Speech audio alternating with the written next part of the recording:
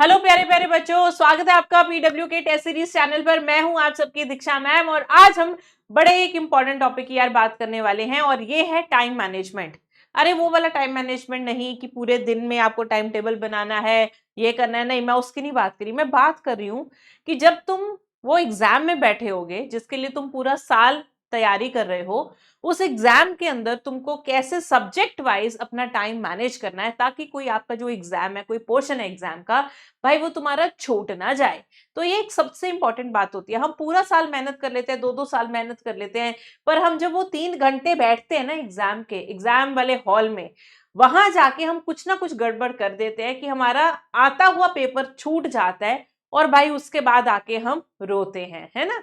इस बार 2025 में तो बहुत ही ज्यादा ऐसा हुआ था। बच्चे बहुत बोल रहे थे कि पेपर बहुत लेंथी है, टाइम नहीं मैनेज हो पाया। तो बच्चों, जब भी हमें किसी भी एक बड़े गोल की तैयारी करनी होती है तो ये मान के चलना होता है कि वो कैसा भी आ सकता है एग्जाम, जिसके लिए तुम चाहे 1 साल चाहे 2 साल पढ़ रहे हो। जैसे एक सिपाही होता है ना, सिपाही को पता होता है कि मैं जंग पे जा रहा हूं, है ना। तो जंग में क्या होता है, या तो जीतेंगे या मरेंगे, दो ही चीजें होती है। तो वैसे ही आपको नीट के एग्जाम में ऐसी सोच रखनी है कि भाई जो एग्जाम है उसका लेवल ये है और मुझे उससे 2 लेवल ऊपर उठ के तैयारी करनी है। तो तैयारी का एक सबसे बड़ा पहलू है आपका टाइम मैनेजमेंट, कि जो हमारे 3 सब्जेक्ट है, बायो, केमिस्ट्री, फिजिक्स, इनको भाई हम कैसे मैनेज करें। तो बेटा उसमें मैं कुछ टिप्स शेयर करूंगी, हो सके तो ये वीडियो बहुत बच्चों तक पहुंचाना, क्योंकि मैं चाहती हूं कि बच्चों को इससे थोड़ा सा कुछ पता चले, क्योंकि बच्चे सबसे ज्यादा इसमें ही गलती करके आते हैं, है ना। तो चलो एक एक छोटे छोटे पॉइंट्स को हम यहाँ पे डिस्कस करेंगे। सबसे पहला, अगर आपको बेटा अपना टाइम मैनेजमेंट सीखना है तो आपको जल्दी ही उसको सीखना पड़ेगा। ये नहीं कि भाई एग्जाम आने में 3 महीने रहेंगे, उस वक्त जाके मैं टाइम मैनेजमेंट सीखूंगा या सीखूंगी। मोस्टली बच्चों की अप्रोच यही होती है। बच्चे क्या सोचते हैं, 3 महीने रह गए एग्जाम में, है ना। बच्चों की यही अप्रोच होती है, last 3 month now I will go with time management. No, ऐसा नहीं। स्टार्टिंग से ही, अगर आज आपका डे 1 है तैयारी का, तो आज से ही आपको ये टाइम मैनेजमेंट सीखनी है। कैसे सीखोगे बेटा, जैसे मान लो आपने अभी कोई भी अगर कोचिंग ज्वाइन करी है, कहीं पे भी पढ़ रहे हो, तो टॉपिक होने के बाद एक टेस्ट होते हैं, उन टेस्ट को नहीं छोड़ना, उन टेस्ट को बिल्कुल नहीं छोड़ना। उस टेस्ट में भी आपके तीनों सब्जेक्ट साथ में आते हैं ना। तो आप वहीं से अपना टाइम मैनेजमेंट सीखो ना, वहीं से आप शुरुआत कर दो कि भाई नीट के पेपर के जो टाइम मैनेजमेंट हमने यही करनी है। हो सकता है पहली बार अगर आप कोचिंग ले रहे हो, पहली बार तैयारी कर रहे हो, पहली बार में आप कई बार पेपर छोड़ भी आओ, पर उससे सीखो कि भाई मैंने उस एग्जाम में कहाँ ज्यादा टाइम स्पेंड किया। एनालाइज करो अपने टाइम को। अच्छा, मैं इस बार यहाँ पे अटका रह गया, मुझे ऐसा नहीं करना चाहिए था, है ना, मुझे आगे बढ़ जाना चाहिए था। तो अगर ऐसी कोई सिचुएशन आपको आती है, हर टेस्ट में आप कोई ना कोई तो गड़बड़ करते हो, ऐसा तो नहीं होता, है ना, कोई ना कोई तो गड़बड़ हो ही जाती है। तो उस गड़बड़ से सीखो। तो उनमें से एक गड़बड़ होती है कि हम अपने टाइम के साथ अच्छे से अपने क्वेश्चन को सॉल्व नहीं कर पाते। तो ये चीज सीखने वाली है। तो जितना जल्दी इसको सीखना शुरू करोगे, उतना ज्यादा तुम्हें बेनिफिट आगे चल के होगा। तो ये बिल्कुल भी इस चीज में मत रहो कि भाई लास्ट में आके करेंगे, नहीं, फिर तो बहुत मुश्किल हो जाएगा। ओके। उसके बाद आप अब इसको प्रैक्टिस और कहाँ कर सकते हो। और एक तो तुम्हारे रेगुलर टेस्ट हो गए, ठीक है, वो आपने पहले ही शुरू कर दिया था। अब दूसरा है, बहुत सारे मॉक टेस्ट पेपर होते हैं, जैसे फुल सिलेबस के होते हैं, या फिर बहुत सारी ऐसी टेस्ट सीरीज होती हैं जिसमें सिलेबस का अमाउंट ज्यादा आता है ना। एक चैप्टर को 4 में डिवाइड किया हुआ है ना, या फिर उसके बाद 2-2 चैप्टर साथ में आ रहे हैं। तो अगर हो सके तो ऐसे मॉक टेस्ट पेपर्स खरीदो, ऐसी टेस्ट सीरीज लो बेटा जिसमें तुम इसको प्रैक्टिस कर सको।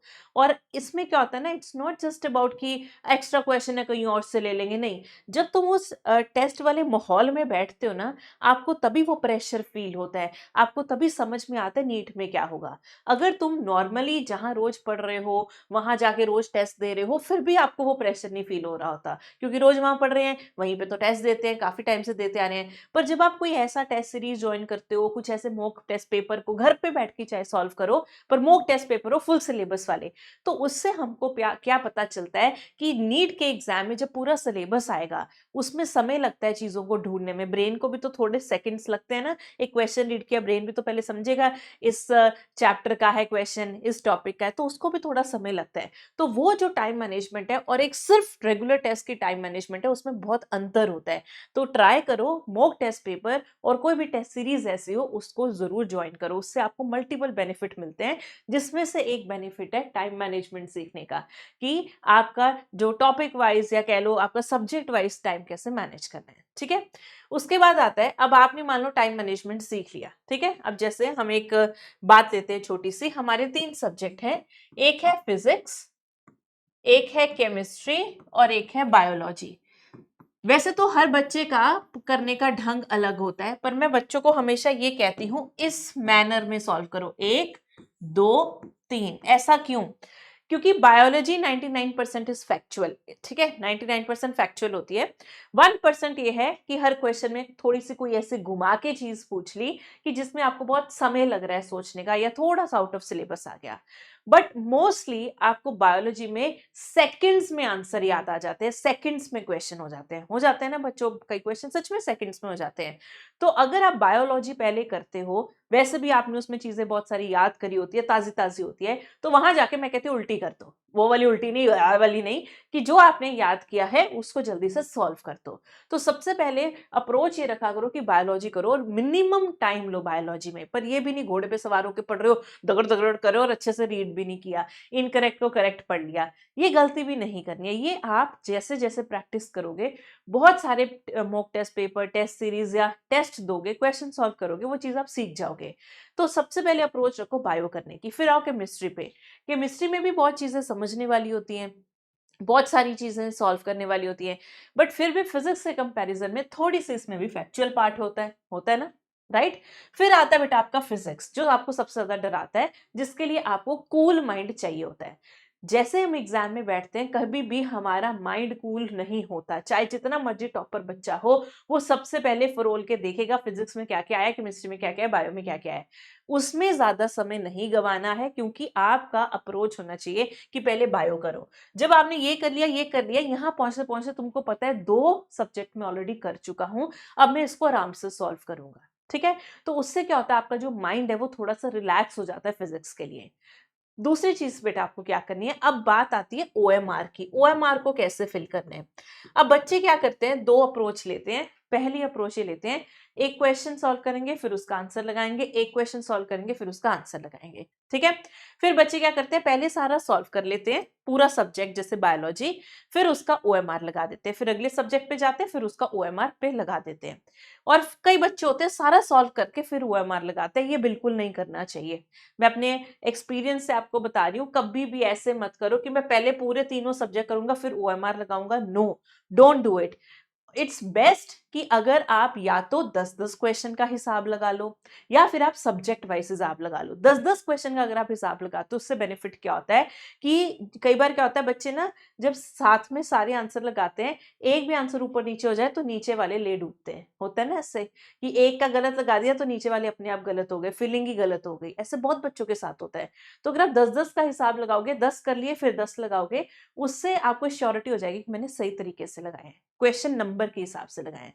पर अगर आप अपनी श्योरिटी रख सकते हो, आपने प्रैक्टिस करते वक्त बहुत बार कर लिया, तो ट्राई करो पहले बायो सॉल्व करो, बायो को लगाओ, केमिस्ट्री सॉल्व करो, केमिस्ट्री को लगाओ, और फिर उसको सॉल्व करो, उसको लगाओ। और कभी भी ऐसा नहीं करना कि लास्ट में करूंगा, चाहे तुम्हारा पेपर सॉल्व हो जाए, पर अगर तुम्हें 10 15 20 मिनट जितने भी मिनट है ओएमआर के लिए नहीं मिले, तो भाई तुम्हारा तो काम हो गया।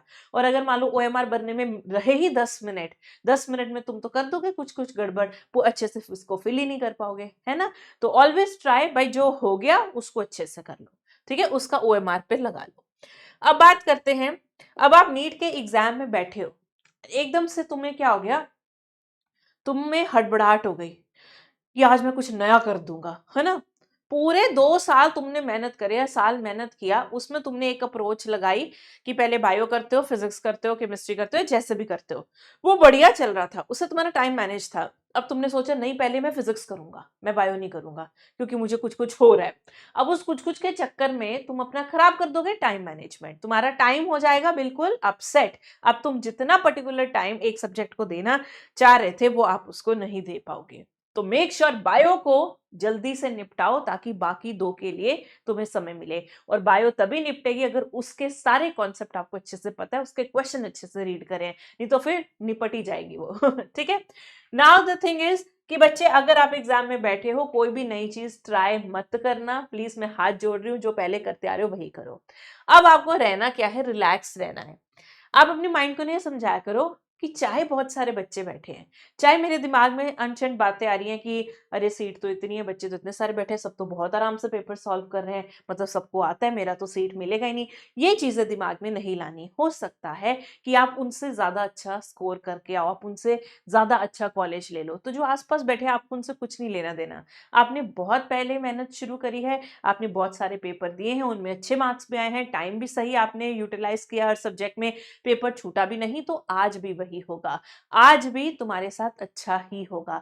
तो अपने जो माइंड है ना उसको एकदम रिलैक्स रखना। अगर लगे कि कुछ कुछ हो रहा है तो 10 टाइम ब्रीथ करना, ब्रीद इन ब्रीद आउट, लंबी लंबी सांस लेना, ठीक है, अपने आप तुम सेट हो जाओगे। उसके बाद बेटा, जो भी कंफ्यूजिंग क्वेश्चन रास्ते में आता है, मान लो बायो कर रहे थे, बायो में 2 क्वेश्चन ऐसे जिसमें यू आर नॉट श्योर, उनको सर्कल कर लो, उनको बाद के लिए छोड़ दो, एक बार के लिए उनको एक बार सर्कल कर लो कि भाई मैं इसको देखता हूँ कि इसको अटेम्प्ट करना है नहीं करना। ऐसे ना हो कि जल्दबाजी में गलत लगा दूं कि नहीं करना है अटेम्प्ट, इस चक्कर में गलत लगा दूं। तो जो भी कंफ्यूजिंग क्वेश्चन आते हैं बायो में, केमिस्ट्री में, फिजिक्स में, उनको एक बार राउंड मार दो। बायो होगी पूरी, 2 क्वेश्चन छूट गए, पूरी बायो का ओएमआर लगा दो, उन 2 को छोड़ दो। अपने ओएमआर पे नहीं उनको मार्क कर देना, उनको मार्क करना है अपने क्वेश्चन पेपर पे कि भाई ये वाले जो क्वेश्चन है ये वाले मेरे को अभी रुकना है, इन पे रुकना है। फिर केमिस्ट्री करो, हो सकता है उसमें भी 1-2 में डाउट हो, फिर आगे फिजिक्स करो, फिर लास्ट में अपने ऐसा टाइम बचाओ कि जिसमें तुम सारा रिवाइज करो, एक एक चीज देखो कि कोई चीज मैंने गलत अप्रोच से तो नहीं करी। जैसे बायो भी अगर आप कर रहे हो, बायो पूरी हो गई, एक बार पूरा रिवाइज करो, मैंने इस क्वेश्चन को सही लगाया, इसको सही लगाया, उसके बाद ओएमआर भरो उसका। और फिर उसके बाद जब तीनों सब्जेक्ट हो गए, तीनों में आपने ऐसे कर लिया, फिर जब लास्ट वाले क्वेश्चंस आपके बचे हैं, फिर उनको देखो कि क्या करना है इनका, फिर उनको लगाओ, ठीक है। बट हड़बड़ी में ये नहीं करना कि लगाना ही लगाना है, उसके चक्कर में तुम गलत लगा लो, उसके 4 नंबर तो गए, -1 मार्किंग भी हुई, ठीक है। तो ये वाली गलती नहीं करके आनी। फाइन बच्चे, तो इन कुछ चीजों का आपको ध्यान रखना है। एंड अगर आप इन सब चीजों का ध्यान रखोगे कि ओएमआर कैसे फिल करनी है, रिविजन बहुत जरूरी है। लास्ट में रिविजन का मतलब टू चेक द आंसर्स, हर चीजों को देखना कि मैंने इसका ओएमआर सही लगाया है या नहीं लगाया। ओएमआर के आंसर्स भी लास्ट में मैच कर लेना, 1 का ये, सेकंड का ये अपने ना क्वेश्चन पेपर के साथ मैच कर लेना। तो ये सारी छोटी छोटी चीजों की रिवीजन भी बहुत ज्यादा जरूरी है। तो बस ऐसे ही करना है, पहले बायो कर लो, बायो के सारे क्वेश्चन सॉल्व करके एक बार उनको देख लो कि मैंने सही से सॉल्व करे हैं, फिर जो कंफ्यूजिंग है उनको सर्कल कर लो और सारा उसको ओएमआर पे लगा दो आंसर्स को, फिर केमिस्ट्री पे आओ, फिर फिजिक्स पे आओ, है ना। तो बिना घबराहट माने रिलैक्स होके इसको सॉल्व करना, देखना तुम्हारा बढ़िया होगा। और बेटा अगर तुमको सच बता रही हूँ, इस चीज को मास्टर करना है ना, try to solve mock test papers and test series जो भी होती है, खासकर जिनमें बहुत ज्यादा सिलेबस होता है। ज्यादा सिलेबस होगा तो तुमको वो वाली फीलिंग आएगी, और अगर फीलिंग आएगी तो तभी तुम टाइम मैनेजमेंट सीख पाओगे, ठीक है। So early on try your, ये ट्राई करते रहो, अपना रिवाइज करते रहो, सीखते रहो, राइट। तो ये थी आपकी दीक्षा मैम, ये छोटा सा मैं चाहती थी बच्चों को पता लगे। एंड अगर आपको अच्छा लगा मुझे कमेंट में जरूर बताना, और ये बताना कि what is your approach in NEET, आपकी क्या अप्रोच रहती है, व्हाट इज योर अप्रोच और व्हाट इज योर स्टाइल, है ना। आपका पेपर सॉल्व करने का क्या स्टाइल होता है, या अगर आप पास आउट हो, आपको अच्छा कॉलेज मिला है, अगर आप फिर भी देख रहे हो तो प्लीज अपने जूनियर्स को बताओ कि भाई इस तरह से पेपर को सॉल्व करो, बेटर रहता है। So bye bye, take care and all the very best.